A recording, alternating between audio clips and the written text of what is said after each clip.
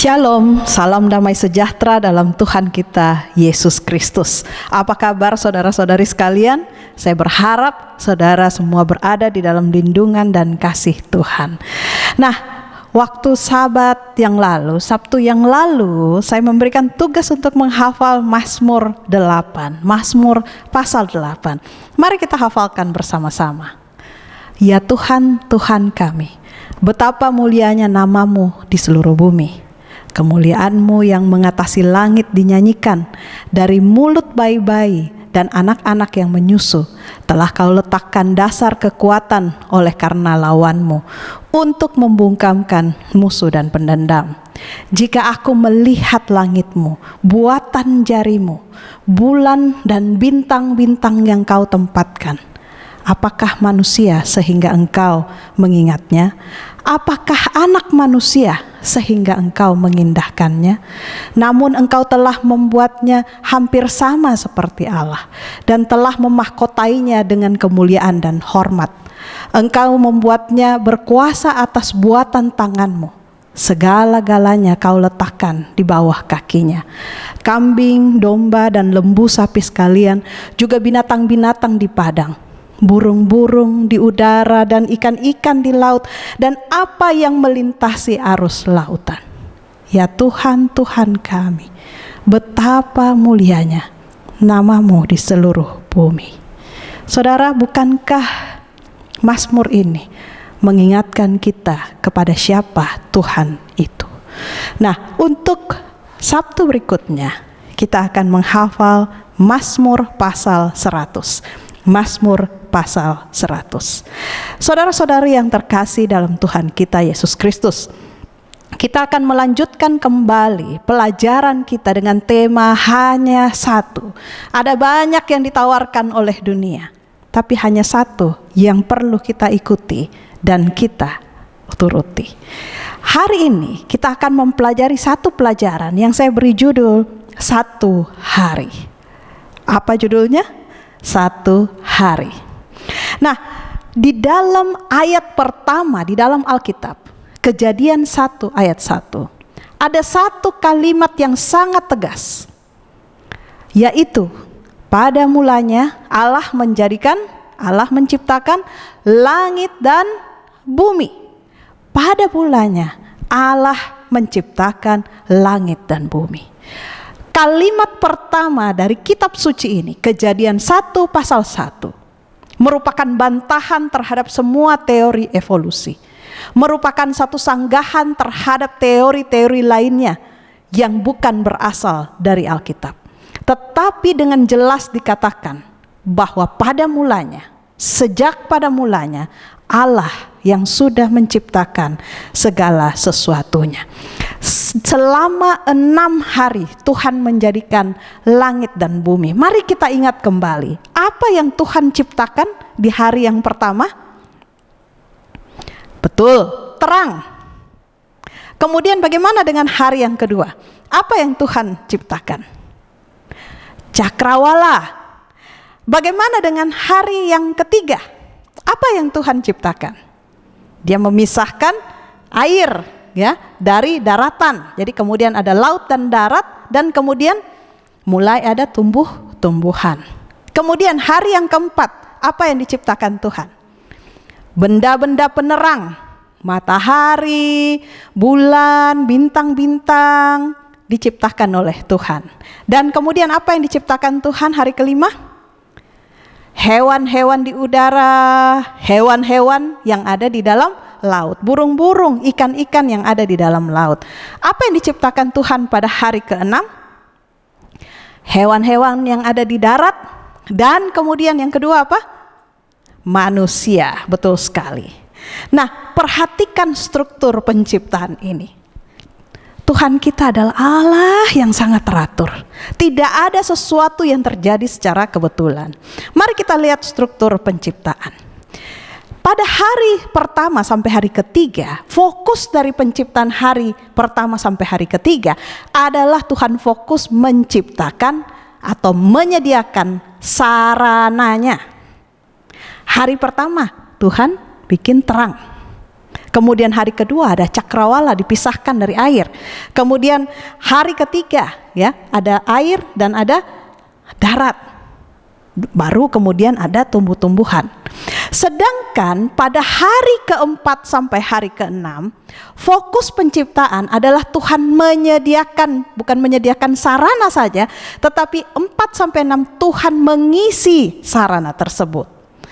Perhatikan, setelah dia menciptakan cakrawala, dia menaruh matahari, ada bulan, ada bintang-bintang.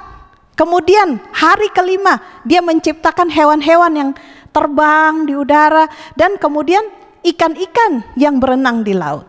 Hari keenam, dia menciptakan hewan-hewan di darat setelah daratannya sudah ada, dan manusia juga diciptakan pada hari yang keenam. Jadi menarik sekali, hari pertama sampai hari ketiga Tuhan fokus menyiapkan sarananya. 4 sampai 6, hari keempat sampai 6 Tuhan fokus mengisi sarananya. Sehingga ketika masuk kepada hari yang ketujuh, di dalam Kejadian 2 ayat 2 sampai 3, disitulah Tuhan berhenti dan kemudian menjadikan hari Sabat. Nah, yang menarik, kata hari Sabat sendiri ini seringkali disalah mengerti oleh orang. Nama-nama hari yang saat ini kita kenal seperti hari Senin, hari Selasa, itu sebenarnya bukan nama hari, tetapi berasal, kata aslinya adalah dari nomor hari.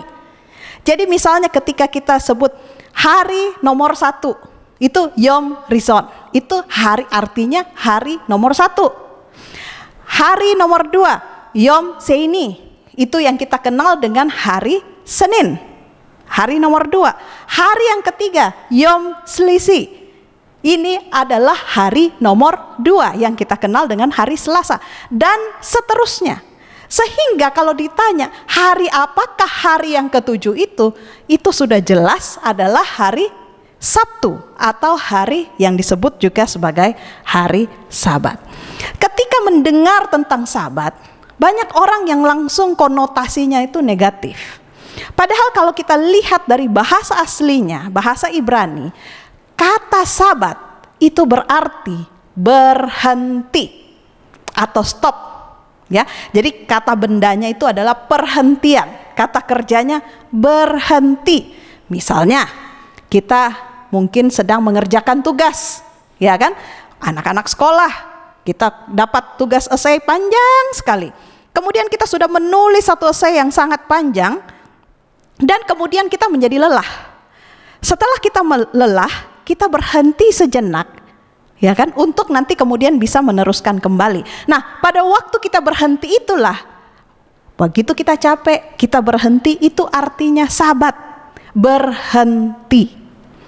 Nah, arti kedua Sabat dalam bahasa Ibrani adalah juga berarti istirahat. Nah, istirahat atau yang disebut dengan refreshing, maksudnya ini adalah mungkin ketika kita mengadakan perjalanan yang jauh, pada waktu kita udah jalan jauh dan kemudian kita menjadi lelah, dan setelah kita menjadi lelah kita berpikir, saya mau beristirahat sejenak, maka itulah Sabat, istirahat atau refreshing, supaya setelah itu kita bisa melanjutkan kembali perjalanan kita. Yang menarik saudara, di dalam Kejadian 2 ayat 2 dan 3, mari kita baca sama-sama. Ketika Allah, saya garis bawahi kata Allah, ketika Allah pada hari yang ketujuh telah menyelesaikan pekerjaan yang dibuatnya. Allahnya tetap menunjuk kepada Allah. Itu berhentilah ia artinya Allah, pada hari ketujuh dari segala pekerjaan yang telah dibuatnya itu. Lalu Allah memberkati hari ketujuh itu dan menguduskannya, karena pada hari itulah ia berhenti dari segala pekerjaan penciptaan yang telah dibuatnya itu. Kalau kita lihat dari ayat ini saja sangat jelas. Yang pertama, bahwa dalam pekan penciptaan yang melakukan penciptaan adalah Tuhan Allah sendiri. Tidak ada yang membantu dia. Tidak ada Adam yang membantu dia atau siapapun yang membantu dia. Tetapi Tuhan sajalah seorang diri yang menciptakan langit dan bumi. Kejadian 2 ayat 2 dan 3 ini menunjuk kepada bahwa dunia ini diciptakan oleh Tuhan Allah kita. Dan yang berikutnya, apa yang dilakukan Tuhan Allah pada waktu hari yang ke-7 ini? Pertama, dia berhenti. Kedua, dikatakan bahwa dia memberkati. Dan ketiga, dia menguduskan. Berhenti, dia memberkati, dan kemudian dia menguduskan.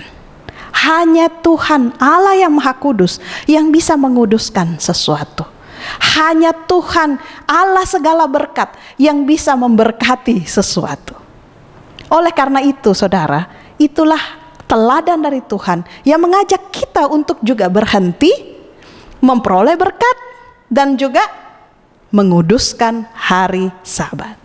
Nah, kalau kita pikir secara logika dari struktur penciptaan tadi, kenapa sih Adam tidak diciptakan pada hari yang pertama? Menurut saudara, kenapa Adam tidak diciptakan pada hari yang pertama? Karena kalau Adam diciptakan pada hari yang pertama, Adam mau berdiri di mana? Daratan belum ada. Adam mungkin bisa tenggelam di dalam lautan, ya. Semuanya masih campur baur dan kosong. Itulah sebabnya dalam struktur penciptaan, tahap yang pertama Tuhan menyediakan sarana, dan tahap yang kedua Tuhan mengisi sarana tersebut. Saudara, kalau kita perhatikan, ada persamaan antara sebelum dan setelah dunia diciptakan. Ada satu persamaan yang sangat signifikan, yaitu sama-sama tenang. Tenang artinya dalam artian tidak ada kegiatan. Saudara perhatikan di dalam Kejadian 1 ayat 1 dan 2 dan kemudian 3, di situ dikatakan bahwa sebelum hari pertama penciptaan, bagaimana keadaan bumi? Belum berbentuk, kosong, gelap, dan campur baur. Ya, tidak ada apa-apa, tidak ada kegiatan, tidak ada kesibukan. Semua diam aja. Tapi belum berbentuk, kosong, gelap, dan campur baur. Sedangkan setelah hari yang ke-6 sama-sama tenang. Tetapi berbedanya, ketenangan di setelah hari yang ke-6 ini adalah ketenangan yang teratur. Ketenangan yang menyatakan bahwa penciptaan itu sudah selesai. Ketenangan yang menyatakan bahwa semua itu baik adanya. Dan ketenangan yang diberkati. Saudara, sebagai makhluk hidup, manusia, hewan, kita butuh istirahat. Kita butuh rest. Kita butuh refreshing. Refreshing dalam artian yang sebenarnya. Karena saya banyak sekali bertemu dengan orang yang mengatakan dia refreshing, tetapi kemudian dia melakukan hal-hal yang memforsir tenaganya, sehingga setelah refreshing dia merasa makin lelah. Tapi saya katakan ini adalah ke-refreshing yang sebetulnya, untuk disegarkan kembali.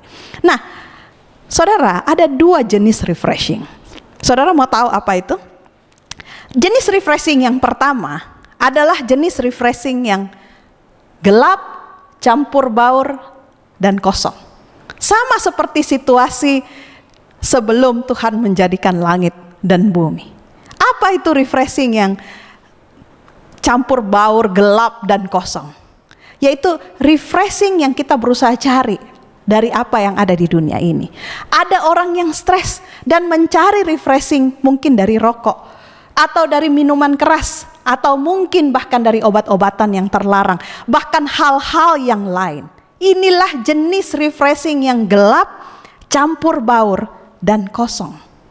Padahal Tuhan setiap minggu memberikan kepada kita satu jenis refreshing yang tenang, damai, dan diberkati, yaitu refreshing pada hari Sabat. Nah, perhatikan saudara, pada waktu Tuhan menjadikan dunia ini, selalu disebut bahwa Tuhan menjadikan 2 level, langit dan bumi. Ya, selalu kita perhatikan Kejadian 1 ayat 1, langit dan bumi, langit dan bumi. Ya, Di dalam bahasa Inggrisnya disebutkan heaven and earth. Selalu dua level ini. Perhatikan bahwa Tuhan di langit, Tuhan menciptakan cakrawala kan di hari yang kedua, ya kan? Kemudian untuk level langit di hari keempat sampai hari keenam, Tuhan menciptakan benda-benda penerang, ya, matahari, bulan, dan bintang-bintang. Kemudian hewan yang diciptakan di langit adalah burung-burung. Kemudian di level bumi, ya, atau earth, di dalam hari pertama sampai hari ketiga yang diciptakan adalah ada air, ada daratan, ada tumbuh-tumbuhan. Sedangkan hari keempat sampai hari keenam, Tuhan menjadikan ikan-ikan yang ada di laut, dan kemudian hewan-hewan di darat, dan juga manusia. Nah, pertanyaan saya, dalam konteks langit dan bumi ini, apa yang berbeda dengan manusia? Apa yang berbeda dengan manusia dibandingkan ciptaan-ciptaan Tuhan yang lain? Saudara, manusia diciptakan dari debu tanah. Debu tanah ini adalah berasal dari unsur bumi. Sedangkan bukan hanya dari debu tanah, kita sudah belajar sebelum ini bahwa manusia diciptakan debu tanah, kemudian Allah menghembuskan nafas hidup, nyawanya dari Tuhan. Artinya manusia adalah satu-satunya makhluk ciptaan Tuhan yang merupakan perpaduan antara langit dan bumi. Tubuhnya dari debu tanah, unsur bumi, tetapi nafasnya, kemampuan dia untuk hidup, datangnya dari Tuhan. Nah, selama 6 hari, sepanjang kita hidup saat ini, 6 hari kita itu boleh dikatakan kita menjadi makhluk bumi. Kita kerja keras, kita harus belajar, kita harus stres. Hidup ini begitu keras di dalam hidup kita. Tetapi melalui firman Tuhan, Alkitab meminta kita untuk datang kepada Tuhan pada hari yang ketujuh, yaitu kembali ingat bahwa manusia bukan hanya menjadi makhluk bumi yang terus-menerus harus bekerja keras, tetapi setiap hari yang ketujuh kita diajak untuk bersekutu dengan sorga, berhenti dari semua pekerjaan kita untuk ditenangkan kembali, dilembutkan kembali, dibenarkan kembali, diingatkan kembali, dibentuk kembali. Dan untuk kita bisa tahu bahwa kita diciptakan Tuhan bukan untuk stres.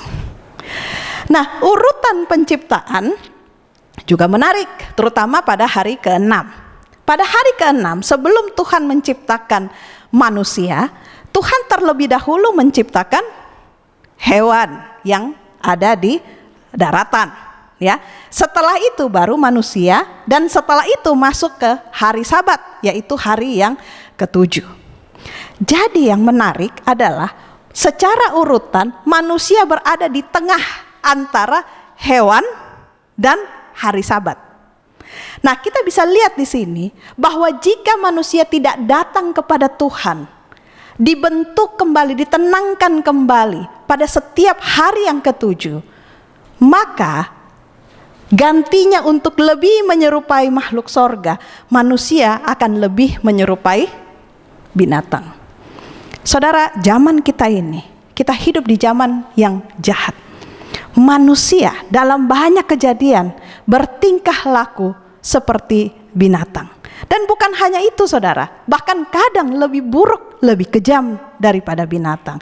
Saya pernah membaca satu berita yang terjadi tahun 2016. Ya, ada seorang ibu membunuh anaknya sendiri yang usia 5 tahun. Saudara bayangkan, seorang ibu kandung membunuh anaknya sendiri. Dan ini terjadi di Indonesia. Kadang kita tidak bisa berpikir, bahkan hewan sendiri tidak membunuh anaknya. Hewan melindungi anaknya, tetapi manusia oleh karena kejahatan telah bahkan tega membunuh anaknya sendiri. Dan yang lebih parah sekali ya, yang betul-betul menyedihkan hati saya, ada satu peristiwa di Amerika Serikat, di New Mexico, Amerika Serikat. Ada seorang anak namanya Victoria Martens. Dia usianya 10 tahun, anak perempuan. Apa yang terjadi dengan dia adalah pada tahun 2016 ibu kandungnya sendiri membiarkan pacarnya ibu kandungnya memperkosa anaknya dan kemudian dicekik sampai mati dan kemudian dimutilasi. Saudara, apakah ini manusia? Anak sendiri dibiarkan diperkosa oleh orang lain, dan setelah diperkosa dicekik sampai mati, dan kemudian dipotong-potong tubuhnya. Saudara, tidak masuk di dalam akal kita. Bagaimana mungkin manusia yang memiliki akhlak tertinggi di antara semua makhluk hidup tega untuk melakukan hal seperti ini?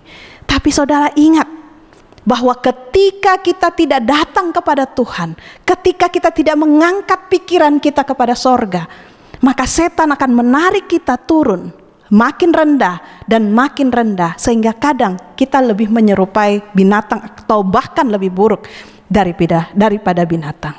Itulah sebabnya di dalam Mazmur 43, mari kita buka Mazmur 43. Ada dua ayat yang memberikan peringatan kepada kita.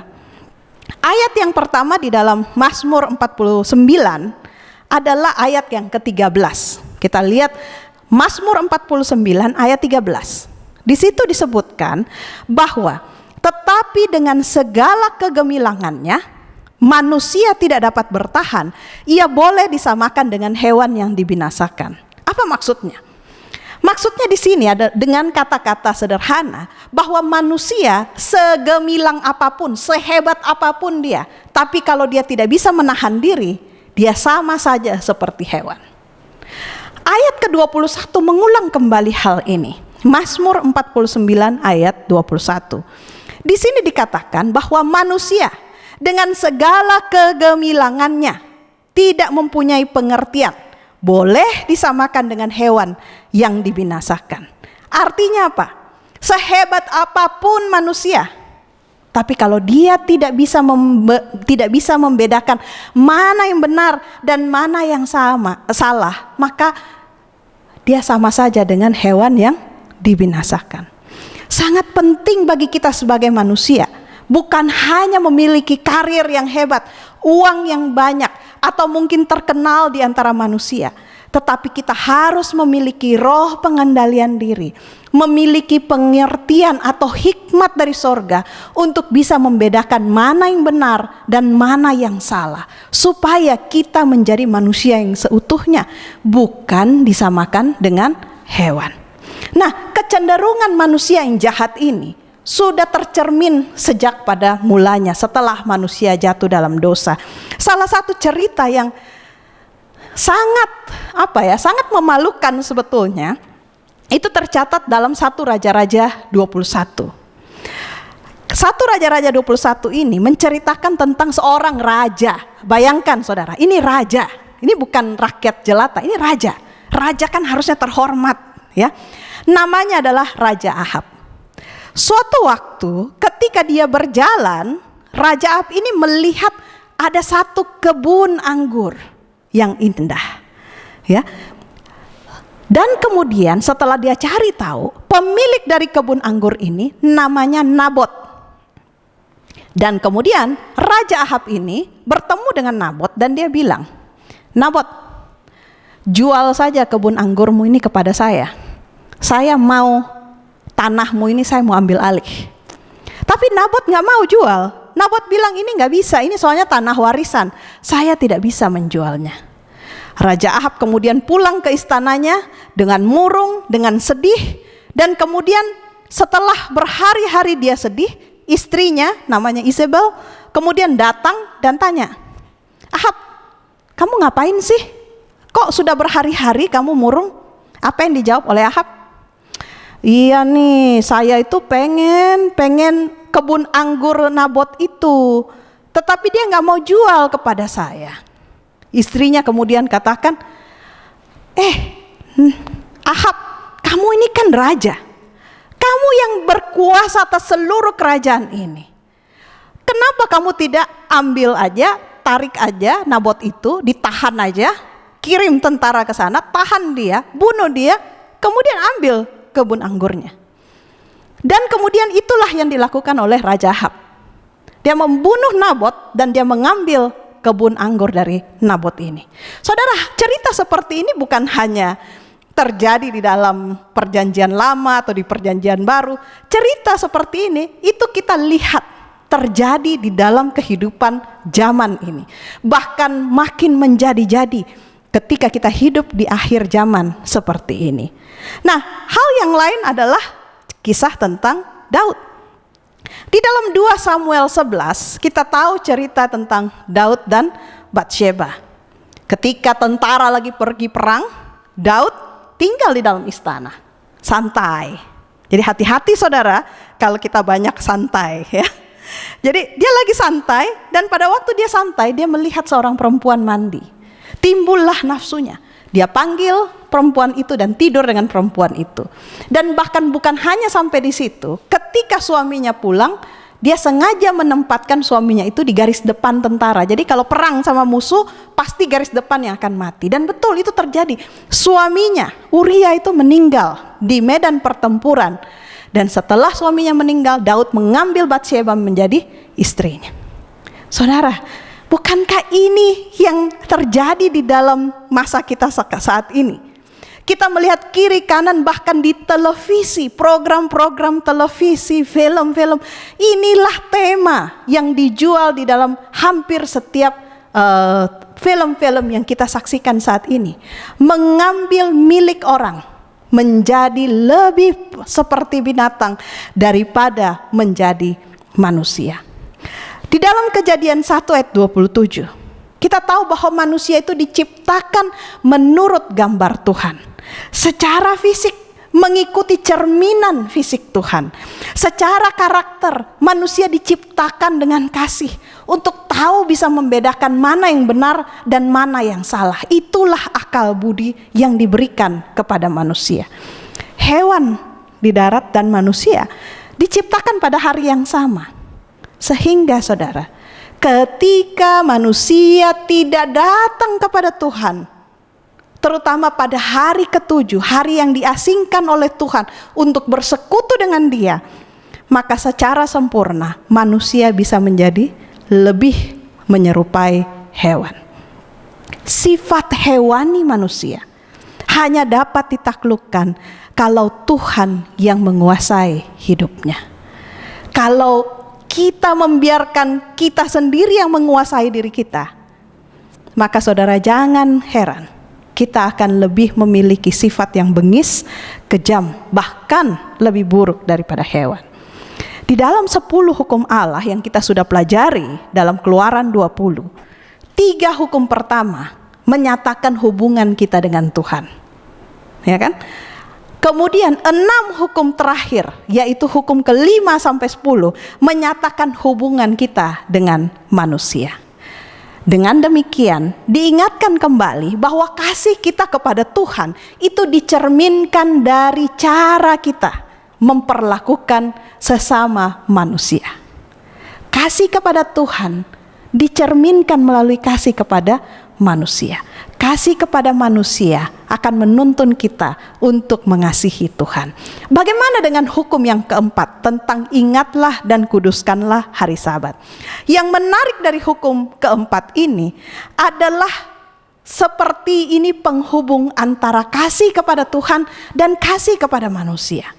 Karena di dalam Keluaran 20 ayat 8 sampai 10, di situ dikatakan ingatlah dan kuduskanlah hari Sabat. Kenapa? Karena 6 hari lamanya Tuhan telah menjadikan langit dan bumi, laut dan segala isinya.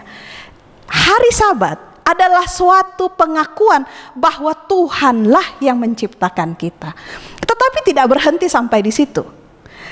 Di Keluaran 20 ayat 10 bagian yang tengah ke belakang, di situ disebutkan bahwa pada hari Sabat itu bukan hanya kamu yang tidak bekerja, tetapi semua orang yang ada di dalam rumahmu, baik itu hambamu laki-laki, hambamu perempuan, bahkan ternakmu, itu tidak melakukan pekerjaan. Bukannya distrap, bukannya dibelenggu, nggak boleh bikin apa-apa, tidak. Tetapi itu adalah hari untuk istirahat, hari untuk ditenangkan kembali, hari untuk mengingat bahwa saya tidak perlu stres karena ada Tuhan yang menciptakan saya dan Dia sanggup untuk menyelesaikan masalah saya. Hari Sabat sesungguhnya adalah hari di mana kita bertemu dan bersekutu dengan Tuhan. Dan untuk membuat kita ingat untuk kembali menjadi manusia. Ada orang yang bertanya, kenapa sih harus hari yang ke-7? Ya kan? Bukankah yang penting mau hari apa? Yang penting setiap minggu saya menyisihkan 1 hari untuk beristirahat dan kemudian beribadah kepada Tuhan. Saudara, kalau kita melihat konteks ini dari urutan penciptaan, maka kita akan mengerti mengapa. Kenapa harus ke hari yang ke-7? Ada erat hubungannya dengan bahwa pengertian bahwa keselamatan kita adalah oleh karena iman. Keselamatan kita adalah murni pemberian Tuhan dan bukan hasil usaha kita. Kenapa harus hari yang ke-7? Kenapa bukan hari yang pertama? Kenapa bukan hari yang kedua? Kenapa bukan hari ke-3, ke-4, ke-5 atau ke-6? Kenapa? Karena selalu Tuhan yang mengerjakan. Ketika manusia hadir di hari yang ke-6, dia tidak melakukan apa lagi. Karena segala sesuatunya telah dikerjakan dan diciptakan Tuhan dengan baik dan sempurna. Di dalam sepanjang sejarah manusia, selalu Tuhan yang mengerjakan untuk manusia. Tuhan yang menciptakan, dan ketika manusia yang cari gara-gara sendiri jatuh ke dalam dosa, Tuhan pula yang membuat rencana keselamatan. Dan bukan hanya membuat rencana, Tuhan pula yang harus mengaruniakan anaknya yang tunggal untuk menjadi penebus bagi kita. Tuhan yang selalu mengerjakan. Ketika bangsa Israel harus keluar dari Mesir karena ditawan atau diperhamba oleh bangsa Mesir, Tuhan juga yang mengeluarkan bangsa Israel dari Mesir. Selalu Tuhan yang mengerjakan bagi kita. Tuhan juga yang membebaskan kita dari belenggu dosa dan upah dosa yang adalah maut. Sejak mulanya selalu konsisten. Tuhan yang mengerjakan dan kita sebetulnya tidak melakukan apapun, kita tidak punya jasa terhadap apapun. Satu-satunya yang perlu kita lakukan adalah memilih untuk percaya kepadanya. Sehingga pada waktu Adam diciptakan pada hari yang ke-6, pada waktu dia membuka matanya, segala sesuatunya sudah ada. Segala sesuatunya sudah tercipta dengan baik dan sempurna. Tidak ada lagi sesuatu hal yang perlu Adam tambahkan untuk membuat pekan penciptaan itu menjadi sempurna. Pada waktu dia diciptakan pada waktu hari yang ke-6, hari berikutnya adalah hari Sabat. Hari pertama Adam adalah hari Sabat. Dia masuk ke dalam hari Sabat. Dia bersyukur, dia ingat siapa dirinya. Dia adalah makhluk ciptaan Tuhan dan terutama dia ingat siapa penciptanya. Saudara, saya berharap kita tidak salah paham. Beribadah kepada Tuhan itu boleh setiap hari, bukan hanya pada hari yang ke-7. Justru kita harus beribadah kepada Tuhan setiap hari, bukan hanya setiap hari. Setiap waktu kita harus beribadah kepada Tuhan, bukan hanya 1 hari 1 minggu. Tetapi yang dimaksud di sini tentang hari Sabat adalah kita beribadah kepada Tuhan setiap hari. Tetapi khusus untuk hari Sabat, hari yang ke-7, kita menyediakan waktu khusus untuk bersekutu dengan Tuhan. Sama seperti mungkin pada waktu zaman pemuda dan pemudi. Pada waktu itu ketika kita bertemu dengan orang yang kita cintai, sepasang kekasih umumnya akan bertemu pada waktu malam minggu. Menjelang malam minggu, mungkin masing-masing mereka sudah mempersiapkan diri untuk bertemu dengan orang yang mereka kasihi. Kalaupun mungkin ada dari kita yang mengajak mereka untuk melakukan yang lain, mereka akan bilang, sorry ya, saya nggak bisa kalau malam minggu, karena saya harus bertemu dengan kekasih saya. Nah, itulah Hari Sabat adalah malam mingguan kita dengan Tuhan. Hari Sabat adalah waktu kita bersekutu dengan Tuhan. Waktu di mana kita tidak mau diganggu dengan urusan bisnis kita. Kita tidak mau diganggu dengan urusan kuliah kita, sekolah kita, dan lain-lain. Kita mau hari itu, satu hari, 24 jam itu betul-betul kita khususkan untuk bersama dengan Tuhan. Kenapa? Supaya kita ingat lagi bahwa kita ini diciptakan Tuhan. Supaya kita ingat bahwa kita ini dikasihi oleh Tuhan. Supaya kita ingat bahwa Tuhanlah yang memberikan kita berkat. Sehingga kita tidak perlu khawatir. Ada banyak orang yang berkata bahwa hari Sabat. Hari Sabat itu artinya, itu kan kepercayaannya orang Yahudi. Banyak orang yang mengatakan bahwa hari Sabat itu artinya kamu orang Yahudi. Saudara, kalau kita mau pikir-pikir, sebagai orang Kristen kita percaya kepada Yesus Kristus. Yesus Kristus dilahirkan sebagai seorang Yahudi. Alkitab ini sebenarnya juga adalah gulungan kitab yang ditulis oleh orang Yahudi. Penulis-penulis Alkitab kan orang Yahudi. Kekristenan sebenarnya bersumber dari orang Yahudi. Namun Sabat, hari Sabat sudah ada jauh sebelum ada orang Yahudi. Kapan hari Sabat ada? Pada minggu pertama, pekan pertama ketika Allah menciptakan langit dan bumi. Kapan orang Yahudi ada? Jauh setelah itu. Ini adalah bangsa Israel, itu adalah janji Tuhan kepada Abraham. Itu jauh, masih ratusan tahun sebelumnya. Hari Sabat sudah ada sebelum ada orang Yahudi. Sehingga hari Sabat bukanlah original ajaran dari orang Yahudi. Tetapi hari Sabat adalah hari peringatan dan pengakuan bahwa Tuhan yang menjadikan langit dan bumi. Di dalam Alkitab berulang kali ketika disebutkan tentang hari Sabat, selalu dikatakan bahwa Sabat Tuhan Allahmu. Karena Tuhanlah yang pertama kali berhenti, memberkati, dan kemudian menguduskan hari Sabat ini, bukan orang Yahudi. Markus 2 ayat 27 sampai 28 mengatakan bahwa hari Sabat diadakan untuk manusia. Perhatikan di sini, tidak dikatakan hari Sabat ini diadakan untuk orang Israel. Tapi dikatakan bahwa hari Sabat diadakan untuk manusia. Jadi selama kita masih jadi manusia, maka hari Sabat adalah untuk kita. Dan bukan manusia untuk hari Sabat. Jadi anak manusia adalah Tuhan atas hari Sabat. Jika kita mengaku sebagai pengikut Kristus, Yesus Kristus, maka Yesus Kristus adalah Tuhan atas hari Sabat. Oleh karena itu, kita haruslah mengikut teladan Yesus dengan mengingat dan menguduskan hari Sabat. Ingat, ayat ini mengatakan hari Sabat itu dijadikan atau diadakan untuk manusia dan bukan manusia untuk hari Sabat. Artinya adalah hari Sabat dijadikan untuk kebaikan manusia. Bukan untuk nyusahin hidup. Bukan, kalau hari Sabat saya nggak bisa kerja, saya nggak bisa ke mall. Semua yang kita pikirkan adalah urusan tidak boleh, tidak boleh, tidak boleh. Padahal seharusnya tidak seperti itu. Harusnya hari Sabat adalah untuk kebaikan kita. Saudara, semua manusia butuh istirahat. Dan yang menarik, kita mengenal sekarang di dalam ilmu pengetahuan, ada circadian rhythm. Circadian rhythm, di mana ilmuwan menemukan bahwa pola tubuh dari tubuh manusia ini adalah bersiklus 7 hari.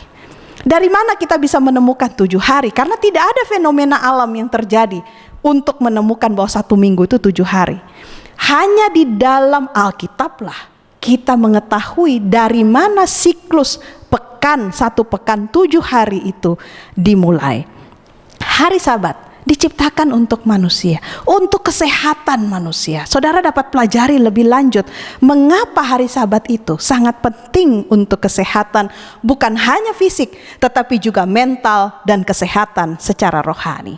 Sayangnya, ada banyak sekali kesalahpahaman tentang hari Sabat. Sebagian orang berkata, hari Sabat itu tidak boleh ini, tidak boleh itu, tidak boleh, tidak boleh, tidak boleh, tidak boleh, tidak boleh. Sehingga hari Sabat itu bukannya menjadi hari yang menyenangkan, tetapi menjadi hari yang penuh beban. Menjadi hari yang seperti kita di penjara, seperti dibelenggu. Saudara, bukan seperti itu. Hari Sabat Tuhan ciptakan untuk menjadi sukacita, untuk menjadi berkat bagi kita, bukan untuk menjadi beban bagi saudara dan saya. Hari Sabat adalah hari perayaan, hari sukacita. Setiap hari Sabat kita harus bersukacita. Kenapa? Karena ini hari Sabat adalah peringatan bahwa Tuhan yang menciptakan kita, Tuhan yang menebus kita.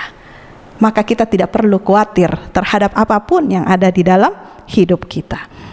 Hari Sabat itu lebih dari sekedar berbakti, bersekutu, dan beristirahat. Tetapi hari Sabat juga adalah waktu di mana kita bisa bekerja sama dengan Tuhan dan bekerja sama dengan mengajak sesama-sesama kita, saudara-saudara kita, untuk melakukan kegiatan berbelas kasihan dan pelayanan. Di hari Sabat kita bisa mengunjungi orang sakit, kita bisa berdoa buat orang-orang yang membutuhkan pertolongan, kita bisa menolong orang-orang lain. Saudara, hari Sabat harus menjadi hari penuh kesukaan, hari di mana kita bisa melihat begitu banyak mujizat Tuhan. Pertanyaan berikutnya adalah, hari ke-7, jam berapakah hari Sabat itu dimulai? Apakah kalau Sabat dimulai jam 12 malam, waduh, itu kan saya sudah tidur, jadi gak enak dong? Enggak, saudara. Bahkan dari pasal pertama di dalam Alkitab, Kejadian pasal 1 selalu disebutkan. Saudara selalu perhatikan, dari sejak hari pertama disebutkan bahwa jadilah petang dan jadilah pagi, itulah hari pertama. Kemudian berikutnya jadilah petang, jadilah pagi, itulah hari kedua. Selalu petang dan pagi, petang dan pagi. Jadi perhitungan Alkitab tentang dimulainya hari, kalau kita baca juga di dalam Imamat 23:32, perhitungan hari yang ada di dalam Alkitab dimulai sejak matahari terbenam sampai matahari terbenam. Jadi hari Sabat datang setiap hari Jumat petang pada waktu matahari terbenam sampai hari Sabtu waktu matahari terbenam. Nah, sampai kemudian di satu pertanyaan, kalau begitu 24 jam itu saya ngapain sih? Ya, oke, saya pergi gereja, saya baca Alkitab, tapi 24 jam. Waduh, saya ngapain aja? Kita akan coba membahas tentang hal ini.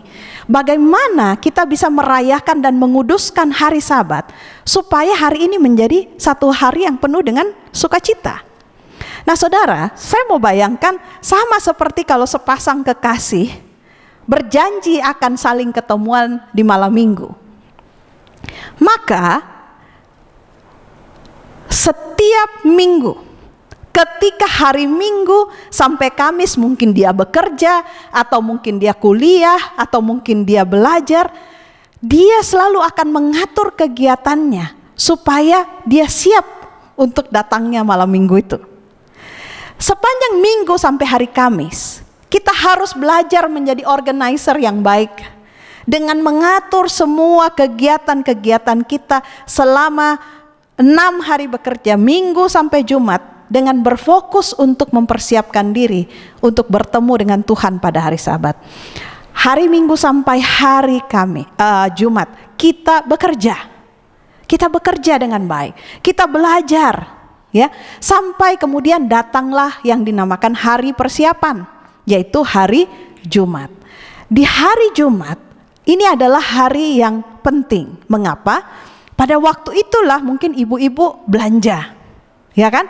Belanja sayur, belanja makanan untuk seisi rumah, kemudian membersihkan rumah supaya pada waktu hari Sabat datang kelihatan rumahnya rapi. Saudara, bahkan waktu orang yang sepasang kekasih aja, kalau pacarnya mau datang aja, dia mungkin sepanjang hari males-malesan, tapi kalau deket-deket malam minggu kan dibersihin semua rumahnya.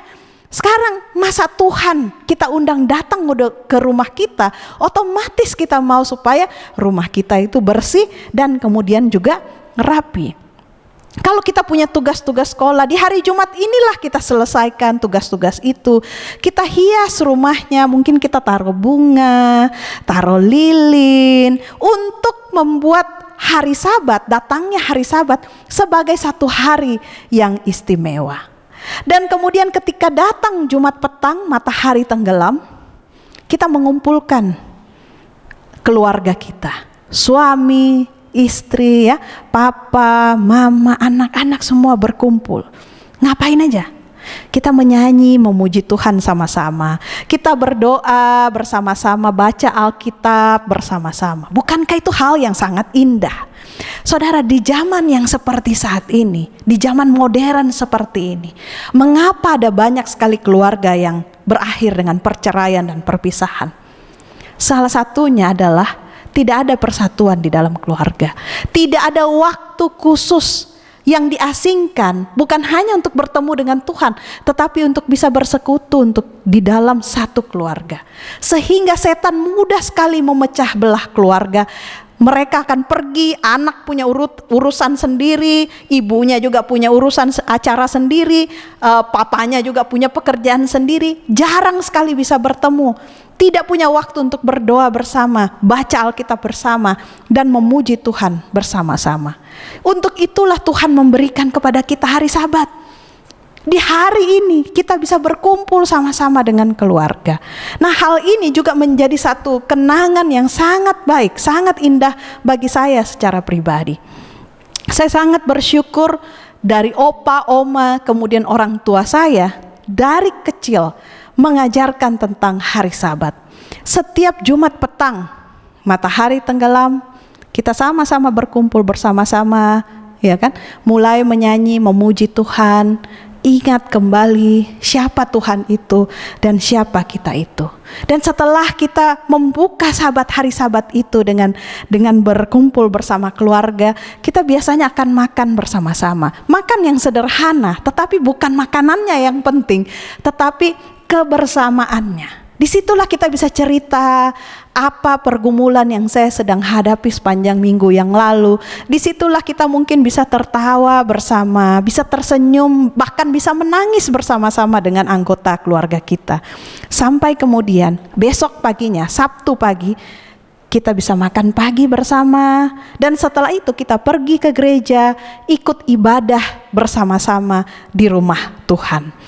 Di dalam gereja biasanya ada diskusi pelajaran-pelajaran Alkitab yang kita bisa ikuti. Dan setelah itu, setelah ibadah selesai, umumnya ada baiknya kita mengadakan makan siang bersama, supaya kita bukan hanya bersekutu dengan keluarga kita, tetapi juga bersekutu dengan saudara-saudara kita seiman, saling menguatkan dan saling mendoakan. Nah, setelah itu, setelah makan siang hari Sabtu, apa yang perlu kita lakukan? Maka yang kita bisa lakukan salah satunya adalah kita bisa mengambil waktu untuk mempelajari Alkitab. Mungkin di hari Minggu, Senin, Selasa, Rabu, Kamis, Jumat kita tidak punya banyak waktu, kita terlalu sibuk, ya.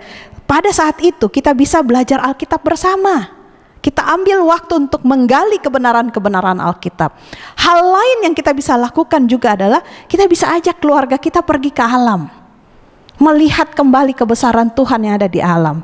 Kita bawa makanan yang sederhana, kita duduk, kemudian kita bisa menyanyi bersama, berdoa, dan membaca Alkitab di alam.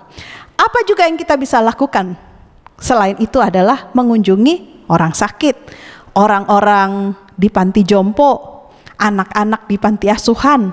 Nah, itu kita bisa lakukan, termasuk kita juga bisa bersaksi, menyaksikan kebaikan Tuhan kepada orang lain.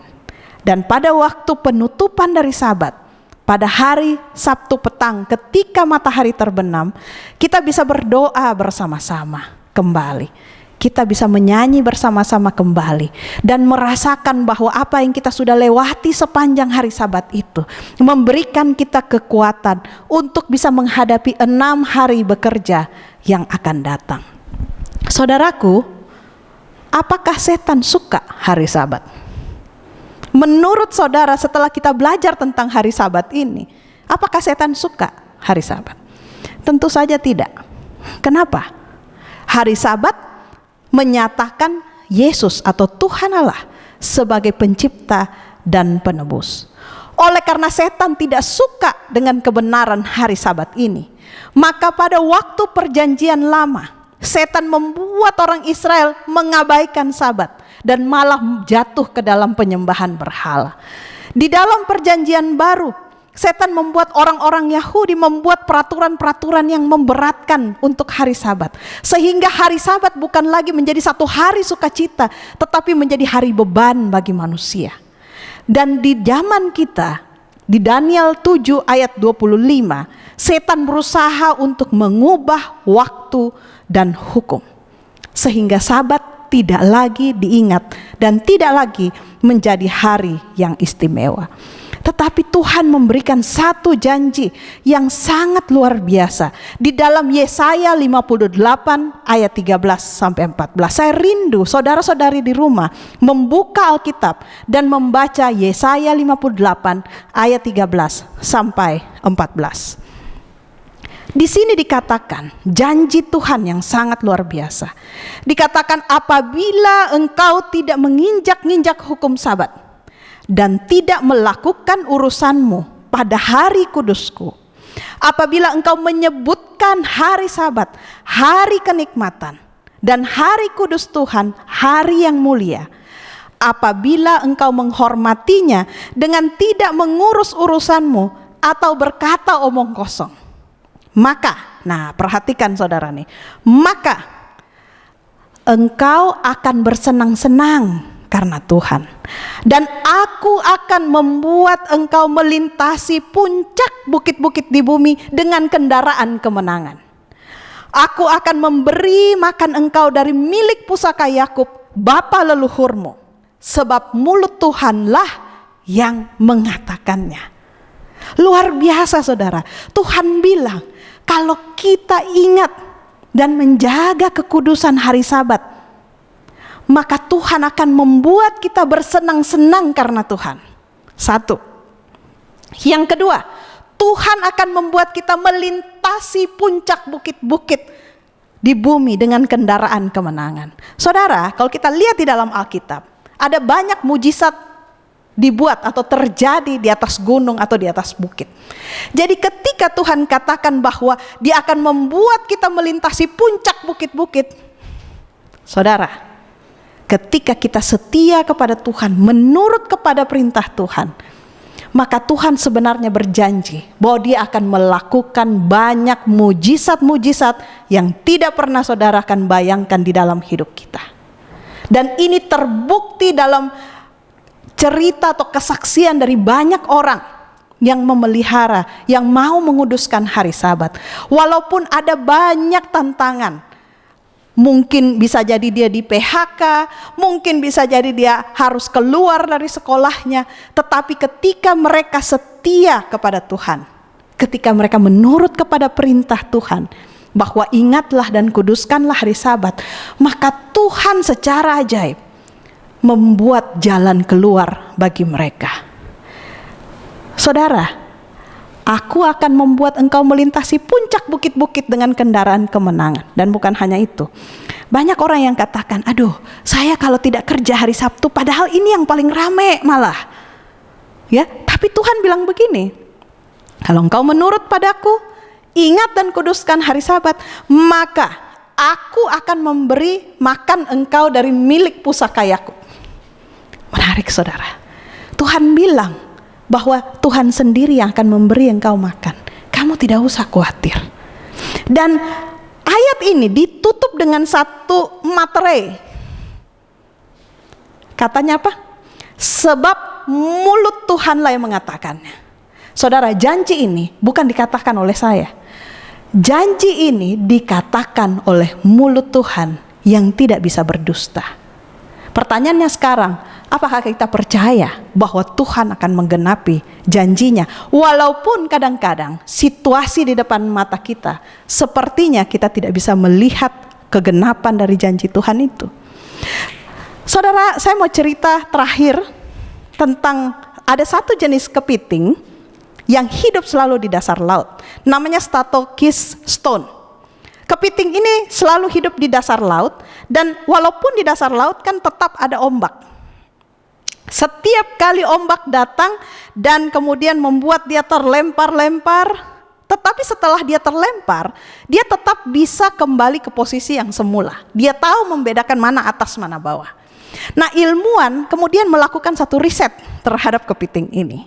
Dan mereka menemukan bahwa setiap kali kepiting ini ganti kulit, jadi kepiting ini selalu akan mengambil ada butiran pasir yang ada di laut dan kemudian taruh di atas kepalanya. Sehingga pada waktu arus di dasar laut ini menggulung dia, walaupun dia terputar-putar, dia akan tetap bisa membedakan mana yang atas, mana yang bawah. Menarik, ada satu kali percobaan dilakukan, ada ilmuwan yang membawa kepiting ini masuk ke dalam laboratorium. Di dalam laboratorium itu ada akuarium. Kemudian di dalam akuarium itu ditaruhlah bukan pasir laut, tapi biji-biji magnet, biji serbuk magnet. Sehingga ketika beberapa ekor kepiting ini ada di dalam akuarium itu, pada waktu mereka ganti kulit, yang mereka ambil adalah biji magnet dan kemudian ditaruh di atas kepalanya. Nah, ilmuwan ini kemudian mengambil satu magnet yang besar dan kemudian menaruhnya di atas akuarium itu. Apa yang terjadi? Kepiting-kepiting ini salah mengenali. Mereka jadinya menganggap yang atas itu bawah dan bawah itu atas, karena yang ada di dalam kepala mereka adalah magnet. Jadi ketarik oleh magnet besar yang dipegang oleh ilmuwan tersebut.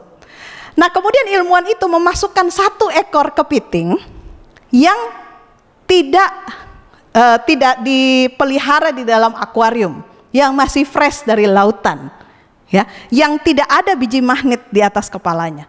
Dan ketika ilmuwan ini memegang magnet yang besar, kepiting-kepiting yang lain semua berenangnya kebalik. Tetapi satu kepiting ini berenangnya benar. Tapi saudara, kalau saja kepiting-kepiting ini bisa berbicara, mungkin banyak yang dari kepiting-kepiting yang ramai ini yang berenangnya kebalik, mungkin akan melihat kepada satu kepiting ini dan mungkin berpikir, ini orang, ini kepiting ini gila kali ya, masa dia nggak tahu mana yang atas mana yang bawah? Salah dia tuh, dia kebalik. Saudara, di dalam kebenaran kita tidak boleh mengikuti mayoritas. Pedoman kita satu-satunya adalah firman Tuhan. Firman Tuhan inilah yang perlu kita taruh di dalam pikiran kita, taruh di dalam kepala kita, agar kita bisa membedakan mana yang benar dan mana yang baik. Kita tidak boleh mengikuti apa yang orang lain katakan. Kita tidak boleh melihat apa yang mayoritas orang lakukan. Karena bahkan di dalam Alkitab, mayoritas tidak menjamin bahwa itu benar. Satu-satunya kebenaran yang harus kita pegang seumur hidup kita adalah kebenaran dari Alkitab. Jadi ketika Alkitab berkata, ingatlah dan kuduskanlah hari Sabat, kita harus menurut kepada perintah Tuhan. Mengapa? Karena hanya ada satu hari di mana Tuhan datang dan bersekutu dengan umatnya, mengingatkan kita kembali, menyegarkan kita kembali, membentuk kita kembali, mengingatkan kita bahwa kita adalah makhluk ciptaannya, bahwa Tuhan akan menjaga dan mencukupkan segala kebutuhan kita, dan kita tidak perlu khawatir.